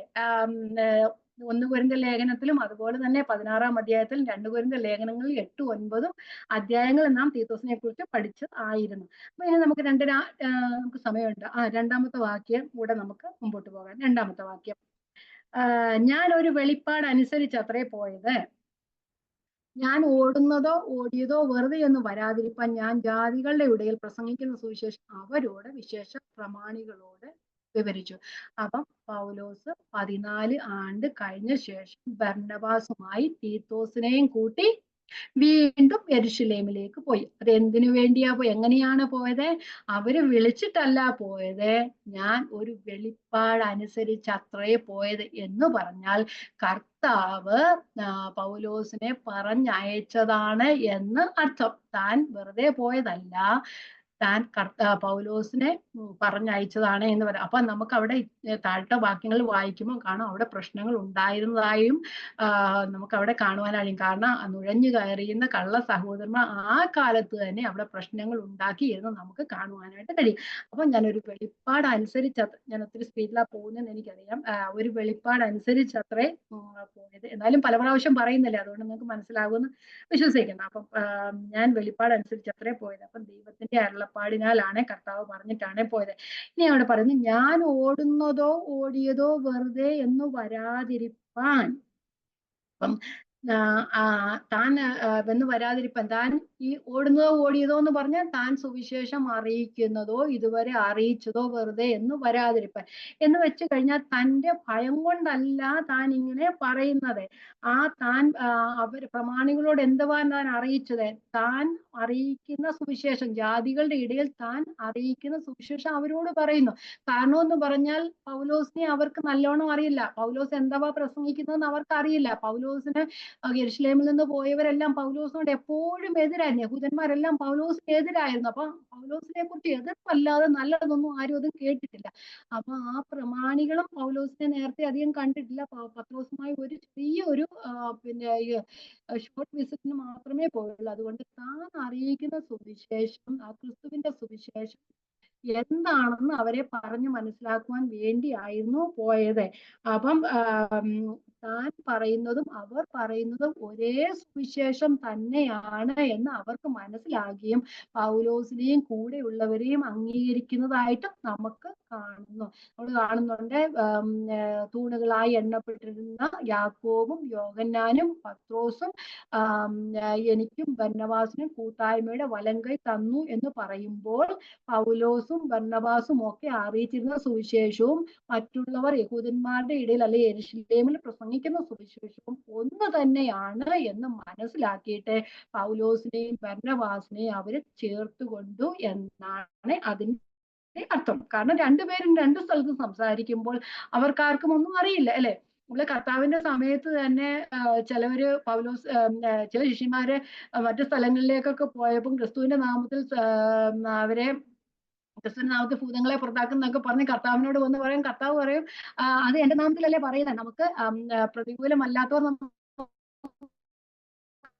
അനുകൂലമല്ലല്ലോ അന്നൊക്കെ കർത്താവ് പറഞ്ഞില്ല. അന്നും ഉണ്ടായിരുന്നു പ്രശ്നങ്ങൾ. അതുപോലെ പൗലോസിന് എതിർപ്പുണ്ടായിരുന്നു. എങ്കിലും പൗലോസ് താൻ തന്നെ ഒന്ന് മറ്റുള്ളവർക്ക് പരിചയപ്പെടുത്തുവാനാണ് പോകുന്നത്. അവിടെ പ്രശ്നങ്ങളും ഉണ്ടായിരുന്നു. അപ്പൊ രണ്ടു കൂട്ടരും സംസാരിക്കുന്ന ഒരേ സുവിശേഷം തന്നെയാണെന്നും തന്റെ സുവിശേഷം വ്യാജമല്ലെന്നും അവരെ വെളിപ്പെടുത്തുകയാണ് ചെയ്തത്. അവർക്കും പക്ഷെ നമ്മൾ കാണുന്നുണ്ട് ആദ്യം പ്രമാണികളുടെ അടുക്കൽ പോയതെന്നാണ് നമ്മൾ കാണുവാനായിട്ട് കഴിയുന്നത്. പൗലോസ് നേരെ സഭയിലേക്കല്ല പോയത്, അല്ലെങ്കിൽ അവർ കൂടി വരുന്ന സ്ഥലത്തേക്കല്ല പോയത്, നേരെ ശിഷ്യന്മാരുടെ അടുക്കലേക്കാണ്. അപ്പൊ അത് സ്വാഭാവികമുള്ള നേതാക്കന്മാരെയാണ് ആദ്യം കാണുന്നത്, അല്ലെ? ഒരു കോൺഫ്ലിക്റ്റിന് വേണ്ടി. കാരണം താൻ പറയുന്ന സുവിശേഷവും അവര് പറയുന്ന സുവിശേഷവും ഒന്നാണെന്ന് മനസ്സിലാക്കിയതിന് ശേഷമാണ് താൻ മറ്റുള്ളവരോട് സംസാരിക്കുന്നതാണ്, അല്ലെങ്കിൽ പരസ്യമായി സഭയുടെ മുമ്പാകെ സംസാരിക്കുന്നത് കാണുന്നത്. അപ്പം പരസ്യമായി സഭയുടെ മുമ്പിൽ സംസാരിച്ചിരുന്നാൽ ചിലപ്പം തർക്കങ്ങൾ ഉണ്ടായേക്കാം. കാരണം എല്ലാവർക്കും പോളിനെ അറിയില്ല, താൻ ക്രിസ്തുവിനെ പ്രസംഗിക്കുന്നതായി പോലും അറിയുന്നില്ലായിരിക്കും. അങ്ങനെയുള്ള അവസരത്തിൽ പൗലോസ് ക്രിസ്ത്യാനികളെ മുടിച്ചുകൊണ്ടിരുന്ന അല്ലെങ്കിൽ പീഡിപ്പിച്ചുകൊണ്ടിരുന്ന പൗലോസ് വീണ്ടും ക്രിസ്തു ശേഷം അറിയിക്കുമ്പോൾ അവർക്കൊക്കെ ഒരു പൗലോസിനെ കുറിച്ചൊരു ഭയമൊക്കെ കാണും. അങ്ങനെ വരാതിരിക്കാൻ വേണ്ടിയാണ് താൻ ആദ്യം ശിഷ്യന്മാരുടെ അല്ലെങ്കിൽ അപ്പോസ്തലന്മാരുടെ അടുക്കൽ പോവുകയും പ്രമാണികളുടെ അടുക്കൽ പോവുകയും പ്രസംഗിക്കുന്ന ജാതികളുടെ ഇടയിൽ പ്രസംഗിക്കുന്ന സുവിശേഷം അവരോട് അറിയിപ്പം യഹൂദന്മാരുടെ ഇടയിലെ സുവിശേഷ ഘോഷണത്തിന് പത്രോസിനെ ദൈവം ഉപയോഗിച്ചു. ജാതികളുടെ ഇടയിലെ സുവിശേഷ ഘോഷണത്തിന് ദൈവം പൗലോസിനെയും ആണ് പ്രധാനമായി ഉപയോഗിച്ചത്. രണ്ടുപേരും പ്രസംഗിക്കുന്ന ക്രിസ്തുവിന്റെ സുവിശേഷമായിരുന്നു. പക്ഷെ രണ്ടുപേരുടെയും പ്രവർത്തന മേഖലകൾ വ്യത്യാസമായിരുന്നു. പൗലോസിന്റെ പ്രവർത്തന മേഖല എന്ന് പറഞ്ഞ യഹൂദയ്ക്കും യെരുശലേമിനും പുറത്തുള്ള സ്ഥലവും, പത്രോസിന്റെയും മറ്റു ശിഷ്യന്മാരും പ്രവർത്തിച്ചിരുന്നത് യഹൂദിയയിലും യെരുശലേമിലും ഒക്കെ ആയിരുന്നു എന്ന് നമുക്ക് ഗലീലയിലും ഒക്കെ ആയിരുന്നു എന്ന് നമുക്ക് കാണുവാനായിട്ട് കഴിയും. പക്ഷെ ആദ്യം പൗലോസ് യഹൂദന്മാരുടെ ഇടയിൽ സുവിശേഷം അറിയിച്ചിരുന്നു എങ്കിലും അപ്പോസ്തല പ്രവൃത്തി 10-ാം അധ്യായത്തിൽ നാം കാണുന്നുണ്ട് പൗലോസ് ദർശനം ഉണ്ടാവുകയും വിജാതീയനായ പോവുകയും ചെയ്തു, അല്ലെ? പൗലോസിനൊരു ആകാശത്തിൽ നിന്ന് ഒരു ദുപ്പട്ടി താഴോട്ട് ഇറങ്ങി വരികയും ഇതൊക്കെയും അങ്ങനെയുള്ള കാര്യങ്ങളും ഒക്കെ കാണുകയും തിന്നുകയില്ല. കർത്താവ് പറഞ്ഞു, ഞാൻ ശുദ്ധീകരിച്ചത് എങ്ങനെ മലിനമെന്ന് എങ്ങനെയാ അറിയുന്നത്, അങ്ങനെ പറയുന്നുണ്ട്. അങ്ങനെ 3 പ്രാവശ്യം ആ ദുപ്പട്ടി താഴോട്ട് ഇറങ്ങി വന്നതായി കാണുന്നുണ്ട്. അത് കഴിഞ്ഞാണ് നമ്മളെ കൊർന്നല്യോസിന്റെ അടുക്കൽ നിന്ന് കുറച്ച് പേർ വന്ന് പൗലോസിനെ അവിടേക്ക് കൊണ്ടുപോവുകയും ആ ദർശനം കണ്ടതിന് ശേഷമാണ് താൻ ജാതികളുടെ ഇടയിലേക്ക് സുവിശേഷ ഘോഷണത്തിനായി പോവുകയും ചെയ്യുന്നത്. പക്ഷെ എന്നിട്ടും താൻ കൂടുതലായും യഹൂദന്മാരുടെ ഇടയിലാണ് സുവിശേഷം അറിയിച്ചിരുന്നത്. അപ്പം അതുകൊണ്ട് പൗലോസ് ജാതികളുടെ ഇടയിൽ സുവിശേഷം അറിയിച്ചുകൊണ്ട് ജാതികളുടെ അപ്പോസ്തലൻ എന്നാണ് പൗലോസിനെ വിളിക്കപ്പെട്ടിരുന്നത്. അപ്പം ഈ സമയത്ത് അനേകർ ജാതികളിൽ നിന്നും രക്ഷിക്കപ്പെട്ട സഭയോട് ചേർന്നിരുന്നു. അപ്പം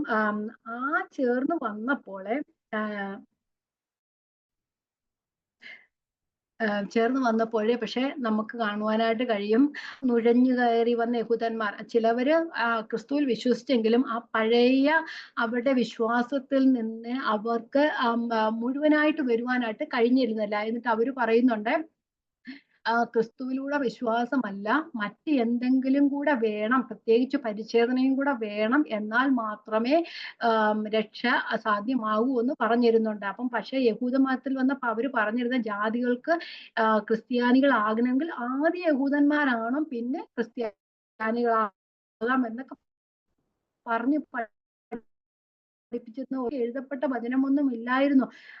ആരെങ്കിലും ഒക്കെ വന്ന് എന്തെങ്കിലുമൊക്കെ പറയുമ്പോഴേ അവര് എന്താ പറയുന്ന പൗലോസ് ആദ്യം തന്നെ ഗലാത്യലേഖനത്തിൽ പറഞ്ഞല്ലോ, മറിച്ചു കളയുന്നു, അവര് നിങ്ങൾ മറിഞ്ഞു പോകുന്നു, പെട്ടെന്ന് വേറൊരു സുവിശേഷത്തെ എന്തെങ്കിലും കേൾക്കുമ്പോൾ അതിലേക്ക് മറിഞ്ഞു പോകുന്നു എന്നൊക്കെ പറയുന്നുണ്ടല്ലോ.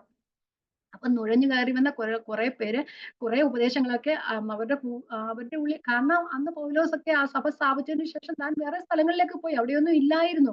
അപ്പൊ അങ്ങനെയുള്ള അവസരത്തിൽ ആരെങ്കിലും വന്ന് എന്തെങ്കിലും പറയുമ്പോൾ ബലഹീനര് അവരുടെ വിശ്വാസത്തിൽ പോകുവാനായിട്ട് ഇടയായി തീരും. അങ്ങനെയാണ്. അപ്പൊ ന്യായപ്രമാണത്തിന്റെ അകത്തുള്ളവര് വന്നപ്പോ രക്ഷ വിശ്വാസത്തിൽ മാത്രമാണ് എന്ന് പറയാൻ അവർക്ക് അത് അത്ര അംഗീകരിക്കാൻ വലിയ ബുദ്ധിമുട്ട്. എല്ലാവരും അല്ല, പൗലോസിനെ പോലെ ഉള്ളവരൊക്കെ അത് അംഗീകരിച്ചു. പക്ഷെ ചിലവർക്ക് അത് അങ്ങനെ അംഗീകരിക്കാൻ ബുദ്ധിമുട്ടുണ്ടായിരുന്നു. അപ്പം പൗലോസ് അവരോട് പറയുകയാണ്, രക്ഷ വിശ്വാസത്താൽ മാത്രമാണ് എന്ന് ജാതികളെ പഠിപ്പിച്ചു. അത് ആ ഒരു സുവിശേഷമാണ് താൻ പ്രസംഗിക്കുന്നത് എന്ന് ഇവിടെ പ്രമാണികളോടും പൗലോസ് പറഞ്ഞു. ആ ഒരു പൗലോസ് പറഞ്ഞു. അപ്പൊ താൻ ജാതികളുടെ ഇടയിൽ അറിയിക്കുന്ന സുവിശേഷം എന്ന് പറഞ്ഞാൽ രക്ഷ വിശ്വാസത്തിലൂടെ ആണെന്ന് ജാതികളിൽ പ്രസംഗിച്ചു. താൻ അതാണ് പ്രസംഗിക്കുക എന്ന് ഇവിടെ യെരൂശലേമിൽ വന്നപ്പോൾ പ്രമാണികളോട് പറഞ്ഞു. ഓക്കെ.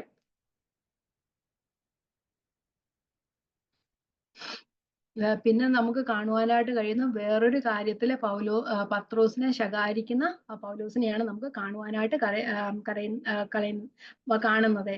അപ്പം താൻ ഒരിക്കലും ഒരു കാര്യത്തിലും ക്രിസ്തുവിന്റെ സുവിശേഷത്തിൽ നിന്ന് വ്യതിചലിക്കാൻ ഇടയായിട്ടില്ല. താൻ അത്രയ്ക്കും വിശ്വസ്തൻ ആയിരുന്നു. തന്റെ ശുശ്രൂഷയെ പറ്റി വിവരിച്ച ആരോടാണ്? പ്രമാണികളോടെ. അപ്പം അതിന്റെ ഇംഗ്ലീഷ് പറയുന്നത് ഹൂ വെയർ ഓഫ് റെപ്യൂട്ടേഷൻ എന്നാ പറയുന്നത്. POC പബികൾ പറയുന്നത് പ്രധാനികൾ എന്ന്, അന്നത്തെ പ്രധാനികൾ ആയിരുന്നവരെന്ന് പറയുന്നുണ്ട്. യാക്കോബ്, യക്കയഫാവ്, യോഹന്നാൻ എന്നിവരെ കുറിച്ചാണ് പറയുന്നത്. യാക്കോബ് ഞാൻ മുമ്പേ പറഞ്ഞതുപോലെ കർത്താവിന്റെ സഹോദരനായിരുന്നു. ആദ്യം കർത്താവിൽ വിശ്വസിച്ചില്ലെങ്കിൽ പിന്നെ കർത്താവിനെ ഉയർത്തതിനു ശേഷം കർത്താവിനെ അറിയുവാനായിട്ട് ഇടയായി തീർന്നു. യെരൂശലേമിലെ മൂപ്പനായിട്ട് അന്ന് ശുശ്രൂഷ ചെയ്തിരുന്നു. യെരൂശലേം കൗൺസിലിന്റെ അംഗവും മൂപ്പനും ആയിരുന്നു എന്ന് കാണുവാനായിട്ട് കഴിയും. പത്രോസും യോഹന്നാനും കർത്താവിന്റെ ഇന്നർ സർക്കിളിലെ ശിഷ്യന്മാരായിരുന്നു എന്ന് കാണുവാനായിട്ട് കഴിയും. ഞാൻ പറഞ്ഞു എന്താ പറയുന്ന യഹൂദന്മാരിൽ നിന്ന് ക്രിസ്ത്യാനികളായവർ ആ ന്യായപ്രമാണത്തിലൂടെയും ന്യായപ്രമാണത്തിന്റെ ചില പ്രവൃത്തികളിലും കൂടെ രക്ഷ ഉണ്ടാകുമെന്ന് അവരോട് പറഞ്ഞു പഠിപ്പിച്ചിരുന്നു. അപ്പം പൗലോസ് നമുക്ക് ഗലാത്യ ലേഖനം 2:14 പറയുന്നു, അങ്ങനെയല്ല, ന്യായപ്രമാണത്താൽ അല്ലാതെ ക്രിസ്തുവിലുള്ള പ്രാപിക്കുമെന്ന് മനസ്സിലായ നാം അങ്ങനെ വിശ്വസിപ്പാൻ ഇടയായി തീർന്നു എന്ന് പറയുന്നുണ്ട്. ഗലാത്യ ലേഖനം 2:16 നമുക്കൊന്ന് വായിക്കാം. ഗലാത്യ 2:16. എന്നാൽ ശ്രദ്ധിച്ചു കേൾക്കണമേ, ഇച്ചിരി ട്വിസ്റ്റിംഗ് ഒക്കെ ആണെന്ന് തോന്നും, പക്ഷെ ശ്രദ്ധിച്ചു കേട്ടാൽ മനസ്സിലാവും. എന്നാൽ ക്രിസ്തുവിലുള്ള വിശ്വാസത്താൽ അല്ലാതെ ന്യായപ്രമാണത്തിന്റെ പ്രവൃത്തികളായ കൊണ്ട് നാമും എന്ന് പറഞ്ഞാൽ പൗലോസും കൂടെയുള്ളവര് യഹൂദന്മാരായവർ ന്യായപ്രമാണത്തിന്റെ പ്രവൃത്തികളാൽ അല്ല ക്രിസ്തുവിലുള്ള വിശ്വാസം തന്നെ നീതീകരിക്കപ്പെടേണ്ടതിനെ ക്രിസ്തുവേശു വിശ്വസിച്ചു. അപ്പൊ ചില യഹൂദന്മാർ ന്യായപ്രമാണത്തിൽ ക്രിസ്തുവിലെ വിശ്വാസമല്ല നല്ല കാര്യങ്ങൾ കൂടെ വേണമെന്ന് പറഞ്ഞപ്പോൾ പൗലോസ് പറയാണ്, നാമും എന്താ മനസ്സിലായത്? ന്യായപ്രമാണത്തിലല്ലാതെ യേശുക്രിസ്തുവിലെ വിശ്വാസത്തിലല്ല രക്ഷ എന്ന് നമുക്ക് മനസ്സിലാക്കുവാനായിട്ട് ഇടയായി തീർന്നു. അങ്ങനെ ക്രിസ്തുവിലുള്ള വിശ്വാസത്താൽ തന്നെ നീതീകരിക്കപ്പെടേണ്ടതിനെ ക്രിസ്തുവേശു വിശ്വസിപ്പാനായിട്ട് ഇടയായി തീർന്നു എന്ന് പറയുന്നു. ന്യായപ്രമാണത്തിന്റെ പ്രവൃത്തികളെ ഒരു ജഡവും നീതീകരിക്കപ്പെടുക ഇല്ലല്ലോ എന്നും പറയുന്നു. സമയം കഴിഞ്ഞല്ലേ? അപ്പം നോക്കട്ടെ, 3-ാമത്തെ വാക്യം കൂടെ നമുക്ക് 5 മിനിറ്റ് എടുക്കാം. നമുക്ക് മുന്നോട്ട് പോകാം. എന്നോട് കൂടെയുള്ള തീത്തോസ് എവനെങ്കിലും പരിശോധന ഏൽപ്പാൻ അവനെ ആരും നിർബന്ധിച്ചില്ല. അപ്പം കേട്ടോ, ഇവിടെ എന്തോ പ്രശ്നം? ന്യായപ്രമാണത്തിന്റെ നിന്ന് വന്ന യഹൂദിൽ നിന്ന് വന്ന ആൾക്കാരെ ജാതീയർ രക്ഷയിലേക്ക് വരുമ്പോൾ അവര് പരിച്ഛേദന ഏൽക്കണമെന്ന് അവരെ പറഞ്ഞു പഠിപ്പിച്ചു. ഇപ്പൊ ഇവിടെ പൗലോസ് പറയുകയാണ്, എന്നോട് കൂടെയുള്ള തീത്തോസ് നേരത്തെ പരിച്ഛേദനയല്ലേ, യവനനാണ് അല്ലേ, പരിച്ഛേദന ഏറ്റിട്ടില്ല. പൗലോസിനോട് അന്നത്തെ പ്രശ്നങ്ങളായിരുന്നു. ആ ഒരു പരിച്ഛേദന ഏൽക്കണമെന്ന് യഹൂദന്മാർ കഠിനമായിട്ട് ശഠിച്ചിരുന്നു. അപ്പൊ പൗലോസ് പറയുകയാണ്, എന്നോട് കൂടെ തീത്തോസ് യവനായിരുന്നെങ്കിൽ ആരും പരിശോധന ഏൽക്കാൻ നിർബന്ധിച്ചില്ല. എന്തുകൊണ്ടാ? കാരണം ക്രിസ്തുവേശുവിൽ അല്ലാതെ വിശ്വാസത്തിലല്ല രക്ഷയില്ലെന്ന് കൂടെയുള്ള അപ്പോസ്തലന്മാർക്കും അവരത് അംഗീകരിച്ചിരുന്നെങ്കിലും മറ്റുള്ളവർ അംഗീകരിച്ചിട്ടില്ല. അപ്പം പൗലോസിനോട് കൂടെ തീത്തോസ് ചെന്നപ്പോൾ താൻ പറയുന്ന സുവിശേഷം തന്നെ അവർ അംഗീകരിച്ചു എന്നുള്ളതിന് അടയാളമാണ് നമുക്കത് കാണുവാനായിട്ട്. ഞാൻ ഒന്ന് വായിച്ചു പോകാം ചില വാക്യങ്ങള്. പൗലോസ് അപ്പോസ്തലൻ ഇതിനെക്കുറിച്ച് നല്ലതായിട്ട് എതിർക്കുന്ന ഒരു വാക്യം നമുക്ക് ഗലാത്യലേഖനം 5:2 കാണുന്നുണ്ട്. അന്ന് അവരങ്ങനെ ശഠിച്ചു പോരുന്നു. അതിനെ പൗലോസ് കർക്കശമായിട്ട് എതിർക്കുകയാണ് ചെയ്യുന്നത്. നമുക്ക് വായിക്കാം ഗലാത്യലേഖനം 5:2. നിങ്ങൾ പരിച്ഛേദനയേറ്റ ക്രിസ്തുവിനെ കൊണ്ട് നിങ്ങൾക്ക് ഒരു പ്രയോജനവും ഇല്ല എന്ന് പൗലോസായ ഞാൻ നിങ്ങളോട് പറയുന്നു. അപ്പൊ ആ പൗലോസ് ശഠിക്കുകയാണ്. കർക്കശമായ എഴുത്താണ് ഗലാത്യലേഖനം. അങ്ങനെ ഒരു ആവശ്യമേ ഇല്ല എന്ന് പറയുന്നു. 5:3 പരിച്ഛേദന ഏൽക്കുന്ന മനുഷ്യനോട് ന്യായപ്രമാണം മുഴുവൻ നിവർത്തിപ്പാൻ കടംപ്പെട്ടിരിക്കുന്നു എന്ന് ഞാൻ പിന്നെയും സാക്ഷിക്കുന്നു. ന്യായപ്രമാണത്തെ ഒരു പ്രവൃത്തി ചെയ്യുന്നവൻ അത് രക്ഷിക്കപ്പെടില്ല. കാരണം ന്യായപ്രമാണം മുഴുവനും അംഗീകരിക്കണം. അങ്ങനെ ആർക്കും അംഗീകരിക്കാൻ കഴിയില്ല. ഒന്നിൽ തെറ്റിയ പലതിലും തെറ്റിപ്പോയി അല്ലെ, മൊത്തത്തിൽ തെറ്റി എന്നാണ് പറയുന്നത്. അപ്പം പൗലോസ് പറയുന്നു അങ്ങനെ ഒന്നും ആവശ്യമില്ല. യേശു ക്രിസ്തുവിലൂടെ മാത്രം, വിശ്വാസത്തെ മാത്രമേ രക്ഷയുള്ളൂ. അപ്പം വിജാതികളിൽ നിന്ന് വന്നവർ പരിച്ഛേദന ഏൽക്കണം എന്ന് ചിലർ ശഠിച്ചിരുന്നു. അതിന്റെ ആവശ്യമില്ല എന്ന് പോളും അപ്പോസ്തലന്മാരും പറഞ്ഞു. അതുകൊണ്ടാണ് തീത്തോസ് അതിനൊരു ഉദാഹരണമായിരുന്നു. കാരണം താൻ യവനനായിരുന്നു എങ്കിലും പരിച്ഛേദന ഏൽപ്പാൻ ആരും തീത്തോസിനെ നിർബന്ധിച്ചില്ല.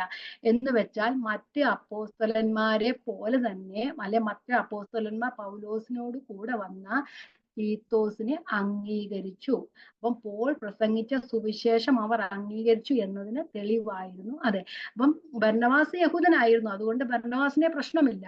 പക്ഷെ തീത്തോസ് വിജാതികളിൽ നിന്ന് രക്ഷിക്കപ്പെട്ടു വന്നത് കൊണ്ട് ആ അപ്പോസ്തലന്മാരും അപ്പോസ്തലന്മാരിലെ യഹൂദന്മാരായിരുന്നല്ലോ, അവര് തീത്തോസിനെ അംഗീകരിച്ചു. ജാതികളിൽ നിന്ന് വന്ന ഒരാളെ അംഗീകരിച്ചു എന്നതിന് തെളിവായിരുന്നു. അതുകൊണ്ടാണ് പറയുന്നത്. ഞാൻ നേരത്തെ ഇത് വായിക്കുമ്പോൾ എനിക്ക് അത്രയൊന്നും മനസ്സിലായിരുന്നു.